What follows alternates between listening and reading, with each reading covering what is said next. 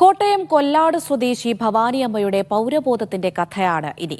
വീട്ടിലെത്തി സമ്മതിദാനാവകാശം രേഖപ്പെടുത്തുമ്പോൾ ബാലറ്റിന്റെ സുരക്ഷിതത്വം ഉറപ്പാക്കുന്നതിന് പോരാട്ടം നടത്തിയ ഭവാനിയമ്മ ഇക്കുറി ബാലറ്റ് ബോക്സിനുള്ളിൽ വോട്ട് നിക്ഷേപിക്കാൻ കഴിഞ്ഞതിന്റെ സന്തോഷത്തിലാണ് ഈ 90-കാരി. 2021 കൊല്ലാട് കൊല്ലംപറമ്പിൽ ഭവാനിയമ്മയുടെ പോരാട്ടം തുടങ്ങുന്നത്. കൃത്യമായി പറഞ്ഞാൽ കഴിഞ്ഞ നിയമസഭാ തെരഞ്ഞെടുപ്പ് കാലം. അന്ന് മാർച്ച് 28-ന് പോളിംഗ് ഉദ്യോഗസ്ഥർ വീട്ടിലെത്തി ഭവാനിയമ്മയുടെ വോട്ട് രേഖപ്പെടുത്തി. വോട്ട് നിക്ഷേപിക്കാൻ ഉദ്യോഗസ്ഥർ സഞ്ചി കാണിച്ചു.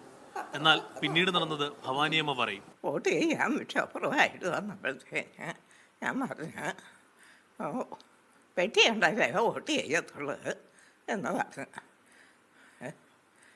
പറഞ്ഞപ്പോഴത്തേക്കിന് അവർ പറഞ്ഞു പെട്ടിയില്ല, വിഷപ്പുറത്തിനകത്ത് ഇടണം എന്ന് പറഞ്ഞു. ഞാൻ ഇടുകയില്ലെന്നും പറഞ്ഞ് വോട്ട് ചെയ്യാൻ എൻ്റെ തലവണക്കയിൽ വെച്ചിങ്ങോട്ട് കിടന്നു. 4 മണിക്കൂർ നീണ്ട അനിശ്ചിതത്വങ്ങൾക്കൊടുവിൽ ബാലറ്റ് കൈമാറി. പ്രായമുള്ളവരുടെ വോട്ട് രേഖപ്പെടുത്തുമ്പോൾ സുരക്ഷ ഉറപ്പാക്കണമെന്ന് കാണിച്ച് ഭവാനിയമ്മ തെരഞ്ഞെടുപ്പ് കമ്മീഷന് പരാതി നൽകി.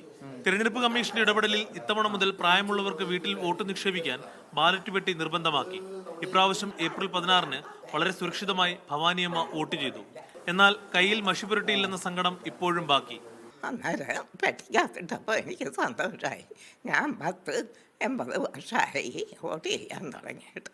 അപ്പോൾ അന്ന് മുതൽ ഞാൻ പെട്ടിക്കകത്താണ് വോട്ട് ചെയ്തുകൊണ്ടിരുന്നത്.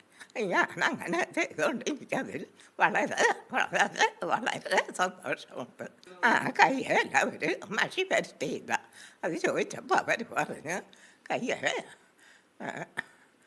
ഈ പ്രാവശ്യം മഷി ഇല്ലെന്ന് പറഞ്ഞവർ മഷി കുത്തിയില്ല. 2021 സംഭവത്തിന് പിന്നാലെ തെരഞ്ഞെടുപ്പ് ഉദ്യോഗസ്ഥരെ തടഞ്ഞെന്ന് ചൂണ്ടിക്കാട്ടി ഭവാനിയമ്മയുടെ മകൻ മുൻ BDO സലീംകുമാറിനെതിരെ ഉദ്യോഗസ്ഥർ പരാതി നൽകി. തുടർന്ന് അദ്ദേഹത്തിന് മുൻകൂർ ജാമ്യം തേടേണ്ടി വന്നു. തന്റെ പോരാട്ടം വിജയിച്ച കാര്യം പറയുമ്പോൾ ഇങ്ങനെ സന്തോഷിച്ചിരുതൂകും ഭവാനിയമ്മ. ടിബിൻ ഡൊമിനിക്കിനൊപ്പം ജോസി ബാബു, മീഡിയ 1, കോട്ടയം.